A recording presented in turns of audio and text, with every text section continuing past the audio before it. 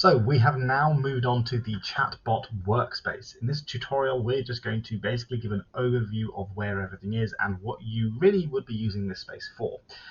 In the next few videos, we're going to go into a lot of detail about how to use this workspace effectively.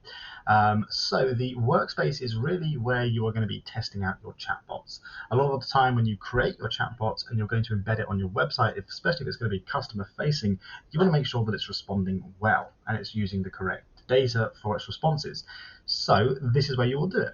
If you come into the workspace, at the top here we have a list of all of our chatbots that we've created.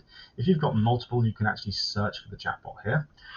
On the left here we have our chats and our data. I'll go through these in some detail later. This is the source text area. So this is quite important to see if it's referencing the correct data. And you can see here this chatbot it's actually using multiple PDFs for its responses. And then here on the right is our chat thread channel. This is where we can actually ask questions to see how well it responds and see what sort of responses it gives. Up here, obviously, we can build a new chatbot if we want to. It just makes it easier than doing it in the data feed straight away from here.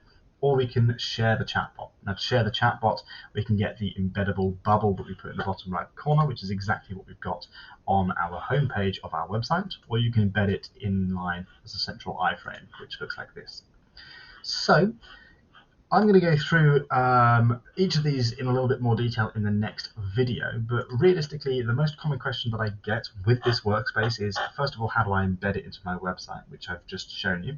But the second one is, I'm not getting good responses from my chatbot. And I'm going to make a dedicated video on this, but if you aren't getting the correct responses from your chatbot, the first thing you need to do is make sure that you're actually getting the correct responses, so it's referencing the correct data, and then you want to check your prompt. Now, currently, if you want to check your prompt for your chatbot, you're going to have to click down here on chatbot settings. It will take you to the chatbot settings for the specific chatbot you're on, and just make sure it's using the correct prompt.